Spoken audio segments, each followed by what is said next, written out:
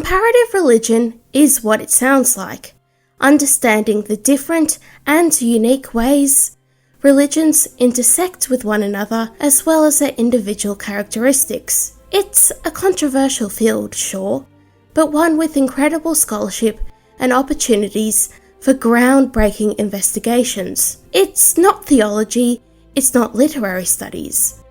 Nor are scholars in comparative religion just interested in main dominant religions like Christianity or Islam. Some of the most fascinating research comes from asking, what is religion? What counts as religion? How do religions spread and change over time?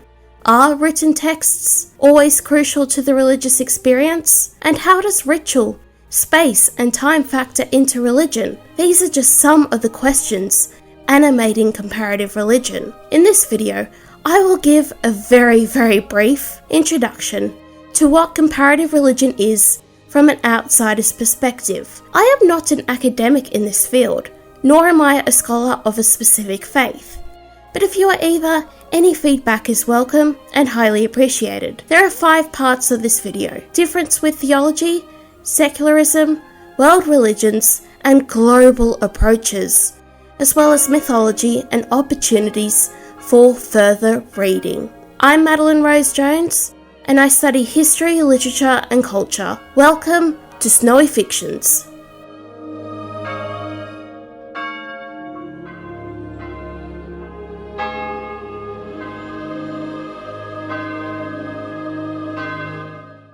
First, comparative religion is different to theology in several ways. For one, comparative religion is less moored to a specific tradition or worldview and takes an eclectic view on what religion is and how it is expressed.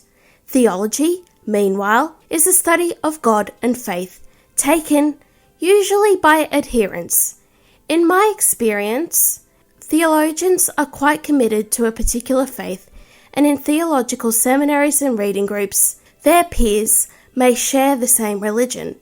This is far from the case in comparative religion, where scholars from a variety of backgrounds and beliefs mesh and collaborate together in a more obvious way. This is a strength and weakness of comparative religion, as there is a considerable effort to not be biased to a particular religion and to inform readers and audiences of how religions are, not what they ought to be. So often the case, but not always, comparative religion is an outsider peering in. Comparative religion has a special emphasis on ethnography and anthropology. That said, comparative religion and theology certainly do overlap. Both frequently require a good understanding of language, religious texts, internal diversity within a religion, and the importance of ritual and belief. Where comparative religion is particularly strong is uncovering the numerous ways religions behave and manifest. This is a gross oversimplification, but comparative religion, at least for me, feels less theoretical and more real. Comparative religion invites a larger scope as various religious traditions and practices are investigated. Theology can have this. We know in the Middle Ages, theologians from the Islamic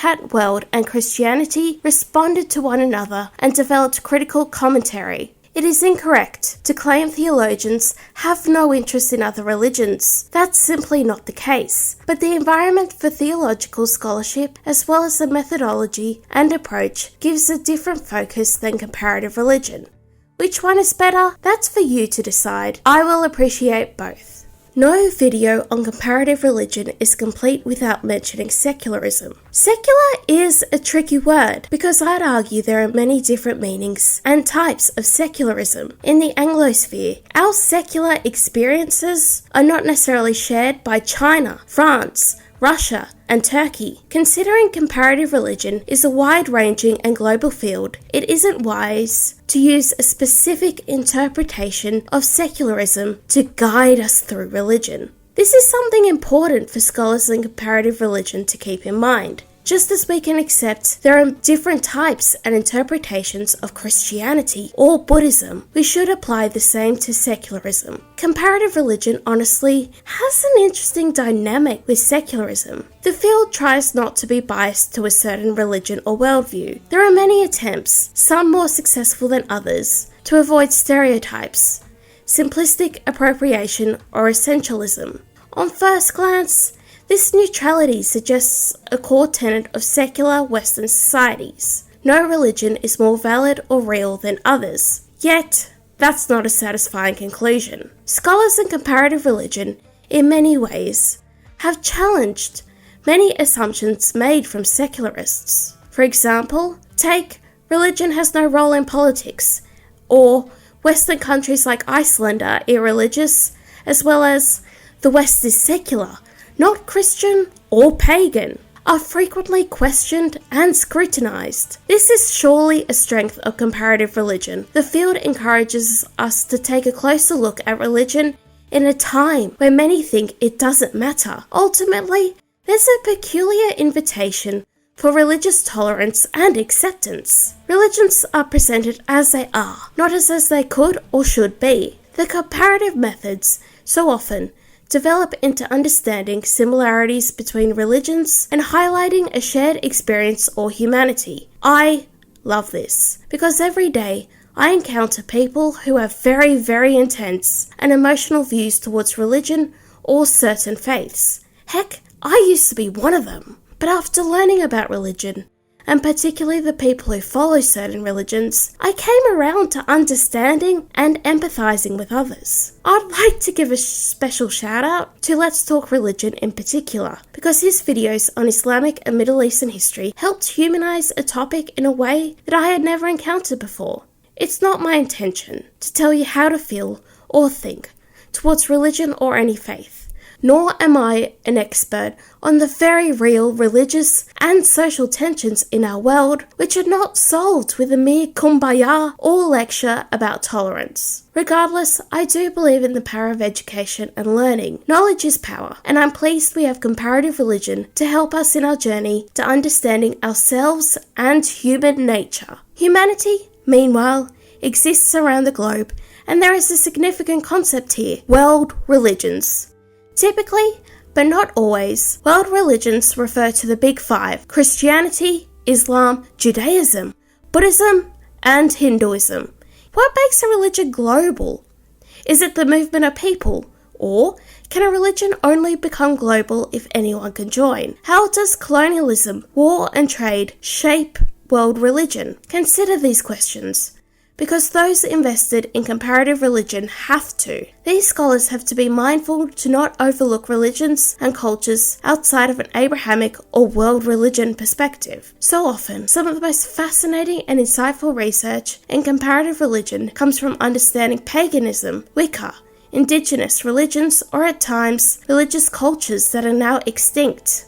Another criticism about the world religion paradigm is that it often has a simplistic view of what, say, Christianity is. For a long time, the Anglo-Protestant view of what it meant to be Christian, and therefore religious, guided scholars in understanding the religions of the world. Remember, religions are internally diverse. World religion can at times treat certain religions as islands with nothing in common with the other. Religious history also has overlap, change, sharing influences, and more. Also, talks about world religion often feed into ongoing debates about globalism and internationalism, the dominant international relations school post-World War II. Here, contemporary history and religion is impossible to discuss without mentioning globalism. Such is the case for discussing terrorism and religious extremism. Two examples include ISIS and Al-Qaeda, but also various doomsday cults in Japan and the United States. The intersection of violence and religion is certainly controversial, but religious scholars try to avoid essentializing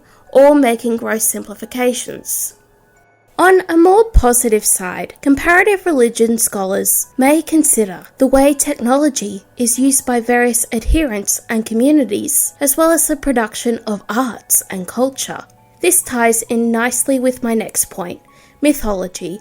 the collection of allegories, stories, icons, and beliefs stemming from a certain culture, linguistic tradition, or religion. I've already made a video about mythology, but there's an important similarity between mythology and religious studies: the importance of comparative work. So often, a comparative mythologist like Joseph Campbell has to study and consider the various religions around the world. Likewise, comparative religious scholars have to consider mythology, as these tales and images can express aspects of a religion. The Norse sagas, as an example, represent the particular cosmology and worldview of the Germanic people. This is also true for great works of Greek literature like the Odyssey and the Iliad by Homer. Ultimately, studying religion and mythology requires a careful analysis to how cultures and peoples express certain aspects, whether it is by writing things down or with the human body. A neo-pagan may have a tattoo of a Celtic shield knot. This is, of course, can be contextualized with what we know about Germano-Celtic peoples and literatures. I must stress the anthropological aspects of comparative religion here. There's an interest in understanding how the human body is used by others and by its owner to express a religion. The role of music in Christianity and ancient Greek religion is an example of the body in action, as singing is not just an artistic act, but a physical one too. Certain ritualistic cues, like kneeling, bowing, praying, meditating, holding hands, even dance, is of keen interest. Mythology understands the body too. Concepts like rebirth, metamorphosis, death, war, creation are physical acts, and whilst exaggerated in mythology, they do have real-life counterparts. Both religion and mythology are expressions of a people.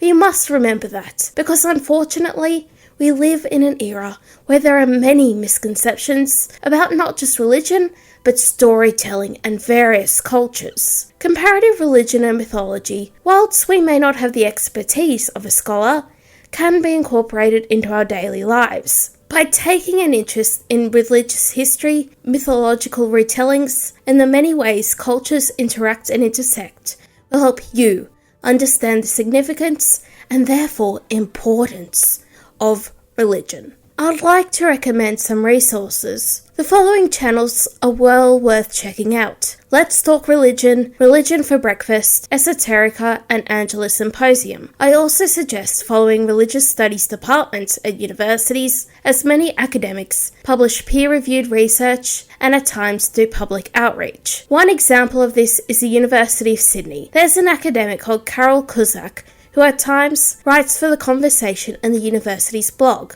I provided links where relevant. There are many ways historians, literary scholars, anthropologists, and philosophers can incorporate comparative religion into their work. As a budding historian on medieval and modern Europe, I find much of the research on comparative religion to be a fantastic resource in understanding the places and people I study, and more importantly, how they distinguish from others. I'm fascinated by the role language plays in constructing and sharing religion. Take Christianity in Russia and the important role played by both Greek and Old Church Slavonic, or Islam, where encounters between Arabic and Persian helped establish much of Iran today. Another great topic, one more contemporary, are how filmmakers and novelists depict religious themes and experiences. Two wonderful examples are Marilynne Robinson and Martin Scorsese.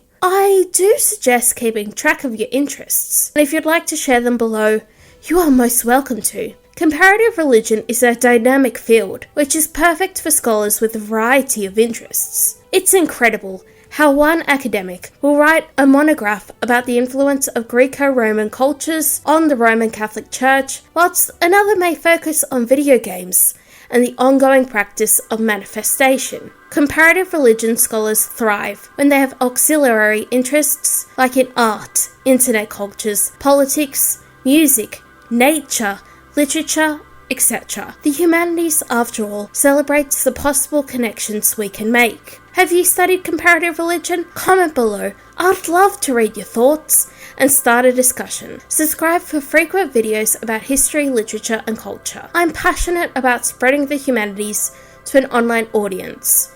I also have a mailing list linked below. Thanks for watching, and I will see you soon.